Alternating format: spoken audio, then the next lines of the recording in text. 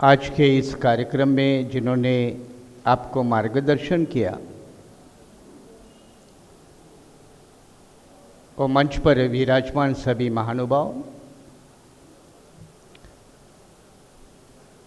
और इस हॉल में उपस्थित आप सभी साथियों,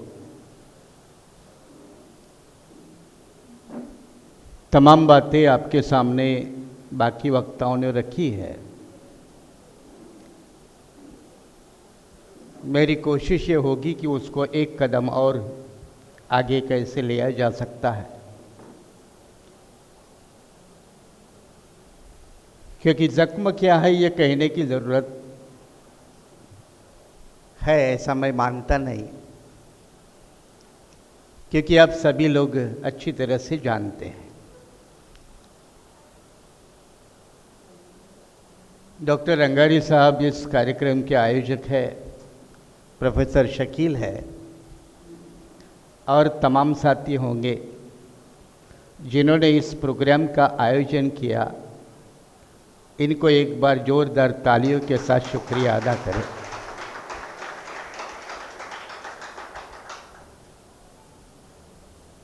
क्योंकि मैं अभी मिर्ज़ा साहब और शेख साहब को कह रहा था कि शाहीन बाग प्रोग्राम के बाद शायद ये नागपुर शहर का एक सोच के साथ सोच समझकर प्लान किया हुआ प्रोग्राम ये पहला होगा। लेकिन आज मैं वडोदरा में था किसी और प्रोग्राम के लिए, तो इसी सोच को आगे बढ़ाने वाला प्रोग्राम अगले महीने में चंद्रपुर में भी होगा। और मेरी ये कोशिश है कि इस प्रोग्राम को लगातार आगे बढ़ाते रहे। मैंने कोल्हापुर में भी बड़े पैमाने पे इस विषय को लेकर जितने भी मस्जिद है वो सारे मौलाना को मंच पर बिठाकर जो मिर्ज़ा साहब ने बातें रखी, आपने रखी, इनको सोचने की ज़रूरत कितनी बड़ी है इसका एहसास कराने की कोशिश की थी। इतना ही नहीं तो सरकारी तौर पर गवर्नमेंट को निवेदन देना है, रिप्रेजेंटेशन देना है। तो 12 जनवरी को हमने मुस्लिम आरक्षण को लेकर रिप्रेजेंटेशन भी दिया था, उसके बाद भी दिए हैं। कंसिस्टेंटली हम इस इशू को फॉलो करते हैं। अब सवाल यह है कि क्यों फॉलो करते हैं। जैसे शेख साहब ने कहा था कि हम वो समाज से है ही नहीं वगैरह, मैं थोड़ा यहाँ डिफर करता हूँ। हमारा ओरिजिनल सभी का डीएनए एक है। शक्ल सूरत अलग हो सकती है, लंबाई चौड़ाई अलग हो सकती है, लेकिन जहाँ तक डीएनए का सवाल है तो कोई भी साइंटिस्ट इसको अगर टेस्ट करे तो वो सेम ही निकलेगा। इसलिए वो जो दूरी है इस बात को मैं बिल्कुल मंजूर नहीं करता। तीसरी बात जो है, और वो थोड़े सोचने वाली है, बात कौन सी है जिसका जिक्र मिर्ज़ा साहब ने बाकी साथियों ने भी किया। जैसे आरक्षण का हम नाम लेते हैं, हमें अच्छा नहीं लगता, क्योंकि आरक्षण पिछड़ेपन की निशानी है। ये मांगता कौन है? जो बिल्कुल गया गुजरा है। और पिछले 40-50 साल से ये इक्वेशन बना है, दलित इज इक्वल टू रिजर्वेशन। तो दलित इज इक्वल टू रिजर्वेशन के फॉर्मूले में हम क्यों चले जाए? हमारा साइकोलॉजिकल प्रॉब्लम है।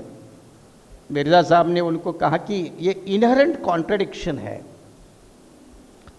साइकोलॉजिकल प्रॉब्लम है कि हमारी जो पुरानी स्टेटस है, जो सिंबल बन चुकी है, अब उसमें मैं तो नहीं मानता कि आप थे, लेकिन आपको लगता है कि मेरे दादा परदादा थे। मैं एक बार कांशीराम जी के साथ भिवंडी में, भिवंडी बड़ा मुस्लिम इलाका है, आप अच्छी तरह से जानते हैं, उनके साथ जब मंच शेयर किया था, हम साथ में थे, तो एक मुस्लिम वक्ताओं ने इतना तान तान के भाषण दिया कि गजनी, गोरी, गुलाम, खिलजी, सगला, ये सब, ये 800-900 साल वाले हम ही लोग हैं। कांशीराम जी ने पूछा, अब तेरी साइकिल का पंक्चर निकालने की दुकान है,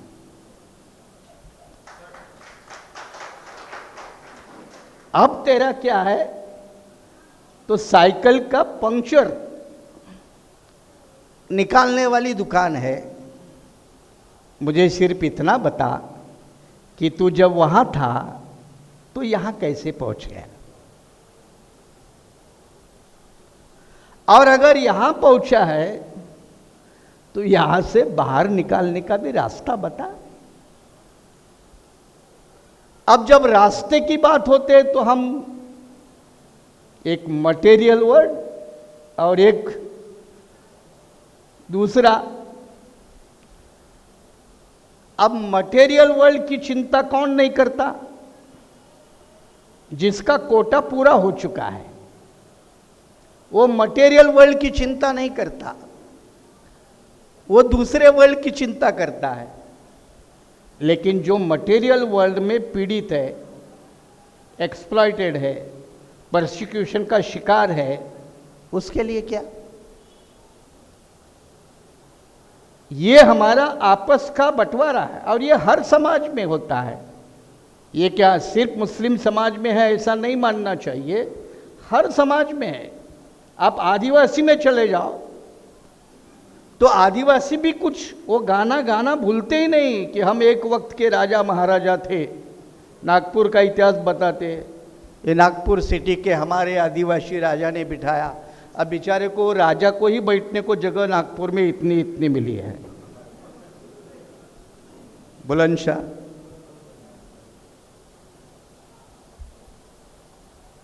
इतिहास याद रखना अच्छी बात है, उसका प्राइड होना ये भी एक अच्छी बात है, लेकिन उससे समझ और सबक लेना ये समझदारी की बात है। क्या हम प्राइड के चक्कर में समझ को छोड़ देंगे? गत इतिहास के वैभव को ध्यान में रखकर वर्तमान को भूल जाएंगे? तो ये समझदारी का काम है या नहीं, इसके ऊपर आप जरा खुद सोचने का काम करें। दूसरा मुद्दा, क्या आप महाराष्ट्र में मराठा समाज को देखिए, उसके पास क्या नहीं है, फिर भी वो आरक्षण क्यों मांगता है? क्या नहीं है मुस्लिम समाज, मराठा समाज के पास? जब से 1960 में महाराष्ट्र बना तब से मेजॉरिटी एमएलए इसके, मेजॉरिटी सीएम इसके, मिनिस्टर इसके, कोऑपरेटिव सेक्टर उसका, लैंड उसकी, इकोनॉमी के कब्जा उसका, फिर भी वो आरक्षण के कतार में क्यों खड़ा है? जो सबसे ज्यादा आरक्षण का नफरत करता था, उन्होंने अपने बहू बेटियों को रास्ते पे उतारा।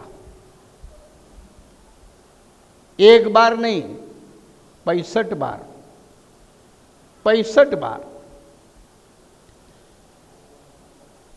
वही छोड़िए, क्या इस देश में ब्राह्मण नहीं आरक्षण मांगता? ब्राह्मण नहीं मांगता? क्या नागपुर में ब्राह्मणों ने आरक्षण की डिमांड नहीं की है? ये ईडब्ल्यूएच जो आया, क्या उनकी डिमांड पूरी नहीं हुई? मेरा सवाल इतना ही है कि सालों साल आरक्षण नीति की नफरत करने वाला मराठा या ब्राह्मण आज खुद आरक्षण की जंग क्यों लड़ता है? और हम 1950 के पहले आरक्षण के हकदार अब वो लड़ाई लड़ने में शर्म क्यों महसूस करते हैं? शर्म क्यों महसूस करते हैं?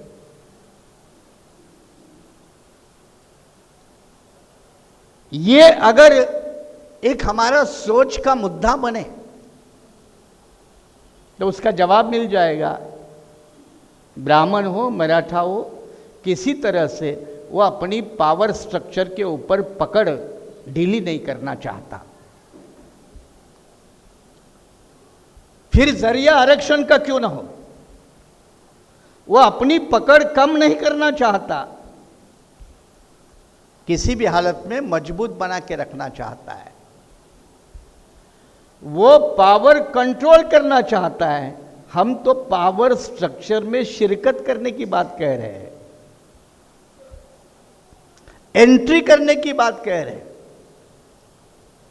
तो वो पूरा कंट्रोल करने का प्लान लेकर चलते हैं और हम एंट्री करने को लेकर करना है कि नहीं करना है, इस कश्मकश में अपनी जिंदगी की तमाम सारी उम्र गुजार देते हैं।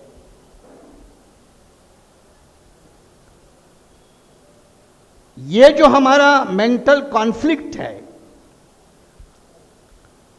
इसीलिए मैंने कहा कि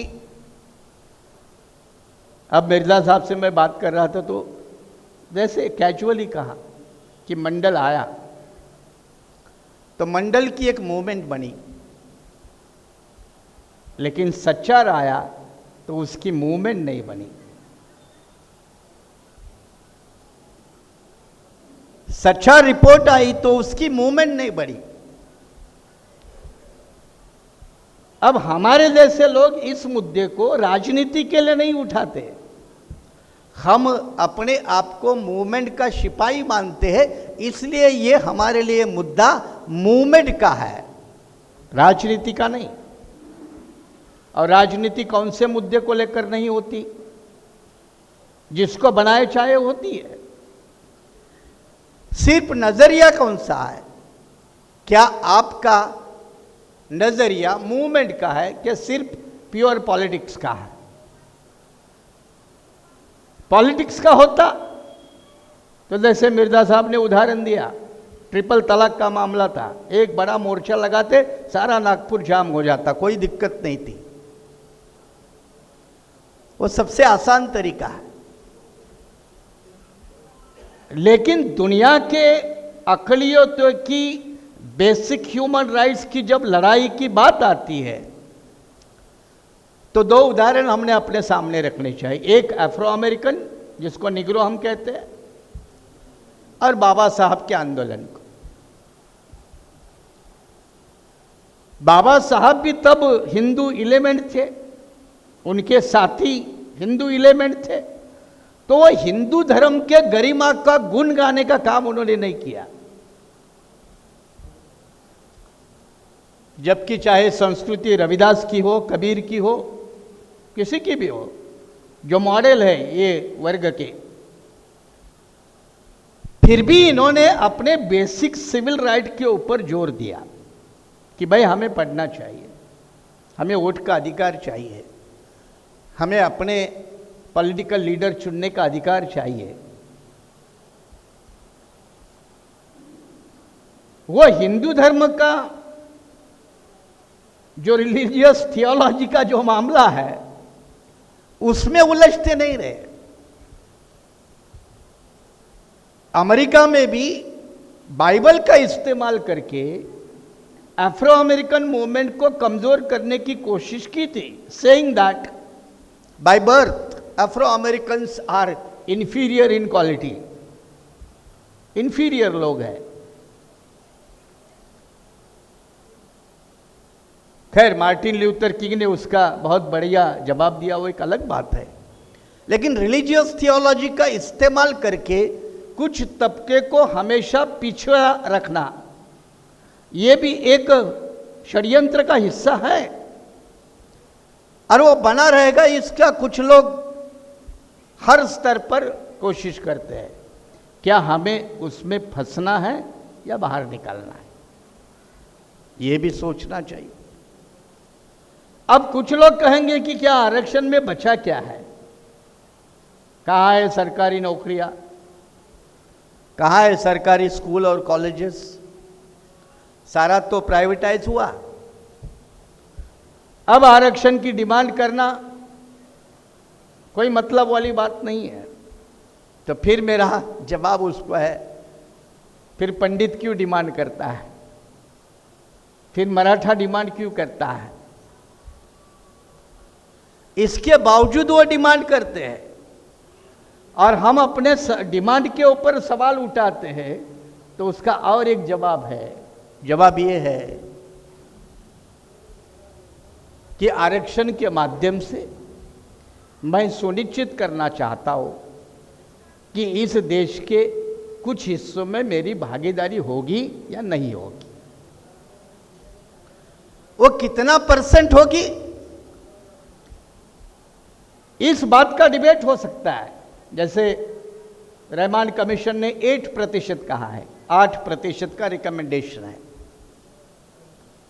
लेकिन चलो सरकार ने 5% मानी थी। 5, 8, 10, 12 डिबेट हो सकती है, चर्चा का मुद्दा बन सकता है। लेकिन सवाल यह है मेरा कि क्या मेरे हिस्सेदारी को तुम कबूल करते हो या नहीं। बाबा साहब की बात देख लो, वो 14 टैंक जो महाड़ का 1927 में पानी के लिए खड़े हुए, तो उन्होंने सीधा सवाल उठाया कि अगर तुम हमें अपना लोग मानते हो तो मुझे ये अधिकार क्यों नहीं। ये बुनियादी सोच है। अगर तुम मुझे अपना मानते हो और मैं भी तुम्हारा मानता हूं, तो मुझे ये हक क्यों नहीं। ये जो बेसिक सोच है, ये बेसिक सोच जब तक हम खड़ी नहीं करेंगे, तो आज़ादी के पहले 35, 30, 45% रहने वाला आज 2-4% पे क्यों आया, उसका जवाब मिलेगा ना।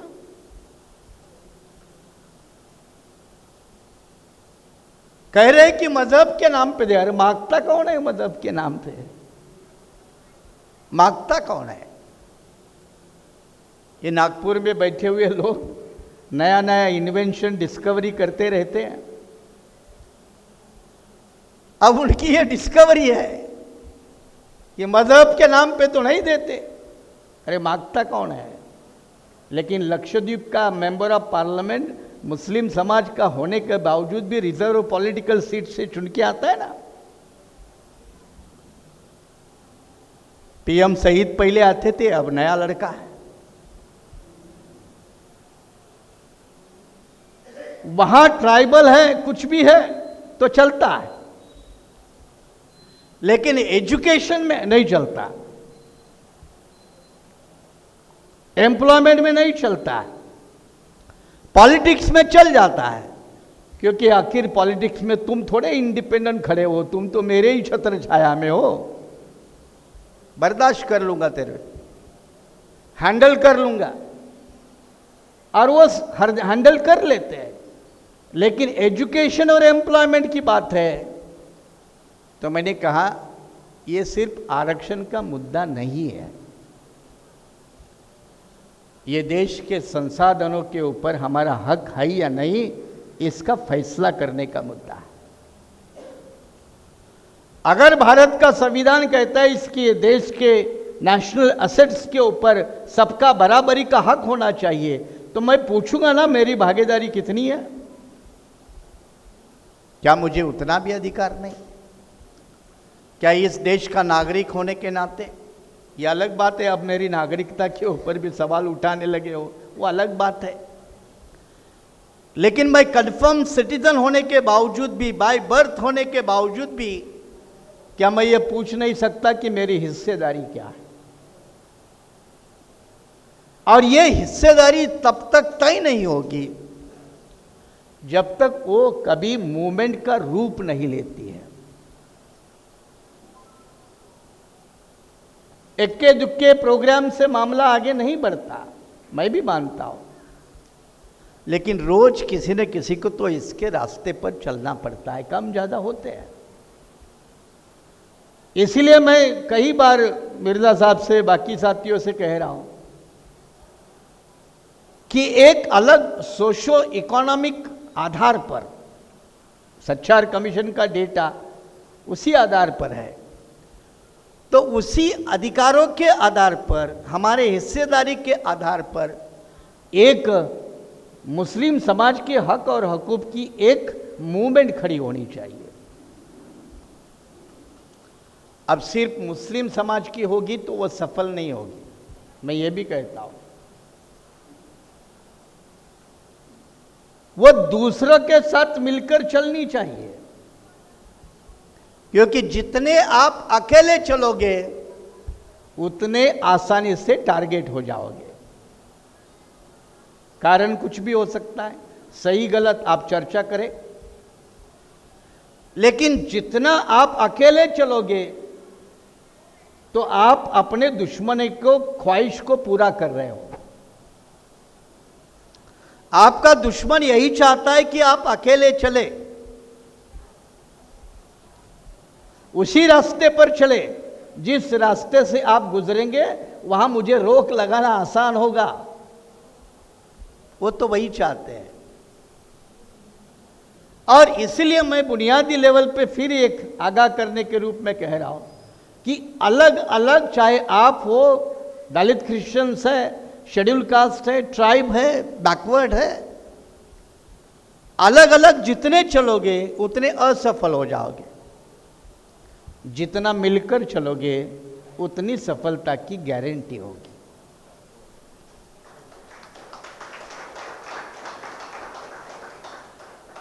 अब इसी बात को लेकर मैं प्रोफेसर जी को सुन रहा था, रिलीजियस थियोलॉजी, कुरान में इसके बारे में बहुत सबूत मिलेंगे जो आपकी भाषा में आप समझा सकते हो। लेकिन एक सिंपल सा मूवमेंट का तंत्र अवगत करने के बाद कि अगर सारे अकलियतों की एक मिलकर अच्छी लड़ाई खड़ी हो जाए तो आइसोलेशन करना मुश्किल है, टारगेट करना मुश्किल है। और उसमें से दूसरी बात, अगर अंबेडकर का नाम खड़ा लेकर खड़े होते हो तो किसी के बाप में हिम्मत नहीं होती है कि तुम्हारे ऊपर वही इल्जाम लगा ले। अंबेडकर वो एक मॉडल है, वो एक सिंबल है, जरिया है कि उसको लेकर जो भी खड़ा होगा उसकी लड़ाई कॉन्स्टिट्यूशनल ही मानी जाएगी, संविधान के दायरे में ही मानी जाएगी। इतना वो पावरफुल वेपन है, मॉडल है। अब उस मॉडल को स्वीकार करना, इसका मतलब ये नहीं है कि आप बुद्धिज्म को स्वीकार कर ले, जरूरी नहीं है। कुछ लोग ये भी बातें दिमाग में घुसाकर डराने की कोशिश करेंगे, जरूरी नहीं है। बाबा साहब ने इसकी एक विशाल प्लानिंग उनके 25 नवंबर 1948 लखनऊ के भाषण में उन्होंने सीधा कहा था कि इस देश का शेड्यूल कास्ट, ट्राइब, बैकवर्ड और माइनॉरिटी ये आपस में रोटी बेटी व्यवहार नहीं करेंगे, चलेगा नहीं करे नहीं करे। लेकिन जब संविधान का राज इस देश में लागू होगा तब संविधान तो उनको अधिकार देगी, लेकिन उन अधिकारों का संरक्षण करने के लिए उनको मिलजुल कर रहना होगा। एक पावर बनानी होगी, शक्ति बनानी होगी। उन्होंने कहा है कि अल्टरनेटिव पावर। ये अल्टरनेटिव पावर बनाने के लिए कांशीराम जैसे कुछ लोगों ने बहुत कोशिशें की, कुछ हद तक वो सफल भी हुए, लेकिन एक आदमी अपने जिंदगी में कितना काम कर सकता है? हर एक को अपनी लाइफ की लिमिटेशन है। बाकी लोग अगर थोड़ा थोड़ा उसमें अपना योगदान देने की कोशिश करें तो जिसको हम चिंगारी समझते हैं वो एक बड़ा आंदोलन होता है। और इसीलिए अंत में मेरी इतनी ही अपील है कि आरक्षण को सिर्फ आरक्षण की लड़ाई ना समझे। इतना छोटा मुद्दा नहीं है। दूसरी बात, आरक्षण की यह पिछड़ेपन की निशानी है। ठीक है, मैं अब एडवोकेट हूँ, प्रोफेसर हूँ, मेरे बच्चों को नहीं चाहिए आरक्षण। मिर्जा साहब की लड़कियां पढ़ती है, वो थोड़ी आरक्षण के दायरे में है। हम सबकी लगभग नहीं है, उनको तो बिल्कुल ज़रूरत नहीं है। लेकिन जिनको ज़रूरत है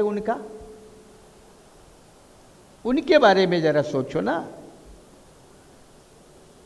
हम में से यहाँ बैठे हुए 90% लोगों को ज़रूरत नहीं होगी, और सचमुच नहीं है। लेकिन पंडित ऐसा नहीं सोचता है। पंडित सोचता है कि हमारे से 90% लोगों को जरूरत नहीं, लेकिन 10% को है। वो 10 के बारे में सोचता है। और हम बेवजह लिबरलाइज का मुखौटा पहनकर हम कितने प्रोग्रेसिव हैं इसका ढोल पीटने में लगते हैं। आखिरी मुद्दा, वर्तमान समय में ह्यूमन डेवलपमेंट एक बड़ा मुद्दा है, मानव विकास।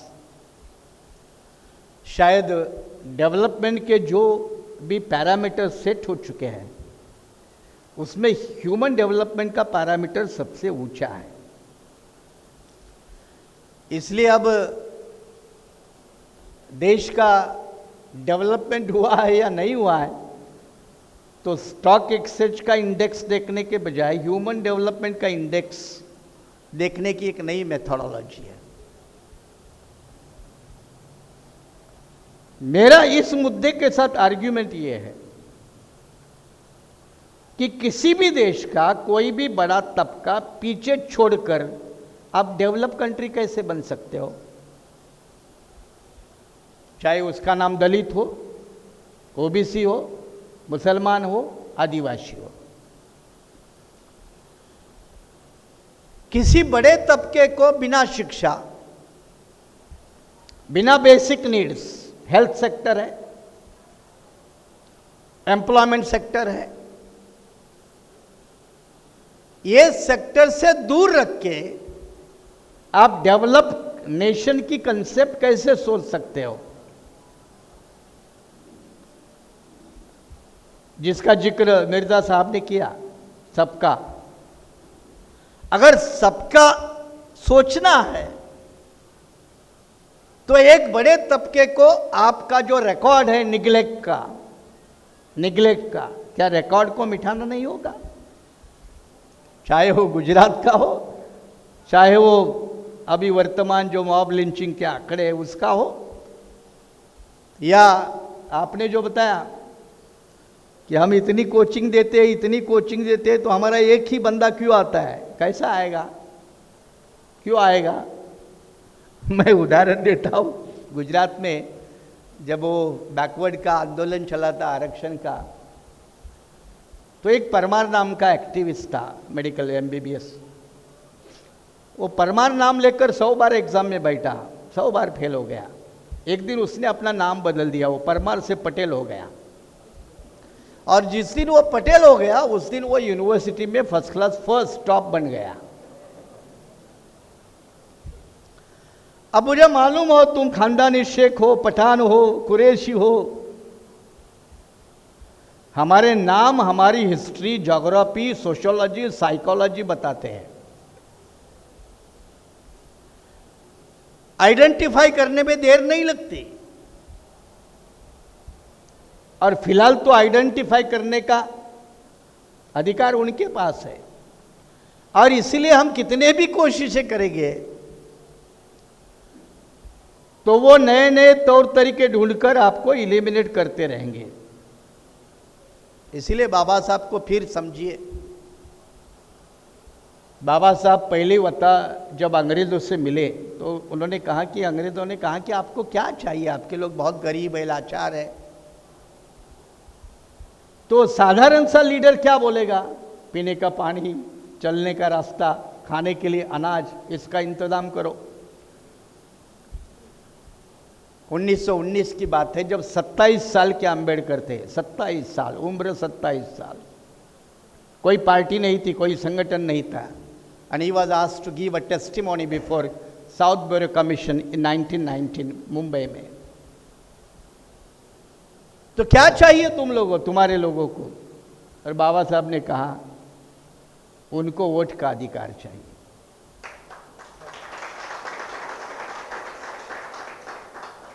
अब ये नहीं मांगा कि पानी दे दो, राशन दे दो, ये दे दो, ये दो। ये चैरिटी से काम नहीं चलेगा। पैरिटी दे दो भाई, चैरिटी मत दे दो, मेहरबान मत हो जाओ। बराबरी की पैरिटी दे दो, पैरिटी, समानता दे दो। अब कई लोगों ने उस वक्त बाबा साहब के ऊपर ये सवाल उठाया, ये क्या वोट का अधिकार मांगे? अपने लोगों को वोट कहाँ डालना है, कैसे डालना है, आता पता नहीं है, कहाँ वोट का अधिकार? लेकिन बड़े लोग होते हैं वो दूर तक सोचते हैं। ठीक है, उनमें कुछ गलत लोग निकल आते हैं, वो हर समाज में उतनी नालायक अवधादे पैदा होना जायज माना जाता है, तो होता है। लेकिन उन्होंने दूर तक देखकर कहा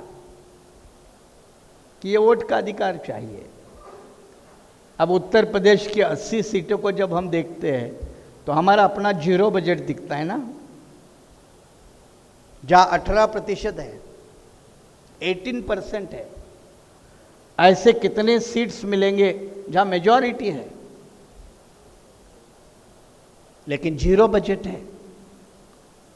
और इसीलिए चाहे महात्मा फुले हो, शाहू महाराज हो, बाबा साहब हो, इनसे एक सीख तो जरूर सीखनी चाहिए कि आंदोलन के मुद्दे कैसे आइडेंटिफाई करे और उसका आंदोलन कैसे बिल्डअप करे।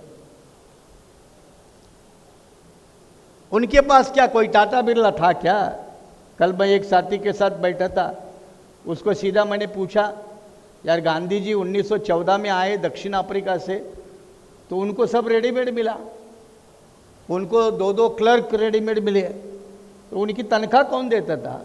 तो वो आदमी ने मुझे जवाब दिया, मारवाड़ी आदमी, उसने कहा वो तो ठेका बिरला लोगों ने लिया था कि कितनी तुमको तनख्वाह मिलती है उतनी तनख्वाह बिरला तुमको एक साथ देगा, टोटल डिपॉजिट कर दो और फिर महीने में उतनी ही मिलती रहेगी, लेकिन गांधी के साथ काम करो। उतनी तगड़ी मशीनरी गांधी जी के साथ लगी, फुले के साथ, बाबा साहब के साथ कुछ नहीं था, फिर भी वो आंदोलन खड़ा क्यों कर सके? तो उनके जो तौर तरीके थे, एक मानव अधिकार की जंग, लड़ाई, आंदोलन, उसी के थे और उसी रास्ते पर हमें चलना चाहिए। रिजर्वेशन एक जरिया है, एक माध्यम है। आप चलते जाओगे तो और कहीं माध्यम मिलते जाएंगे, लेकिन जब तक पहले सोच एक मजबूत रूप से बनकर नहीं आती, उभरती नहीं, तब तक एक कदम भी चलना दुश्वार होता है। और इसीलिए ये सोच हमारे नए पीढ़ी में, ठीक है, पुराने बुजुर्ग नहीं बदलेंगे, उनको रहने दो गजनी घोरी के समय में, उनको वही छोड़ दो। मेरा बच्चा अगर कहता है कि मुझे स्कूल अच्छा क्यों नहीं है, अस्पताल अच्छा क्यों नहीं है, मेरा IAS IPS बनने का ख्वाब है, मुझे वो क्यों नहीं पूरा होने दिया जाता, उसके जवाब को ध्यान में रखकर एक नई सोच पैदा कीजिए। इसी अपील के साथ आप सभी का शुक्रिया, धन्यवाद।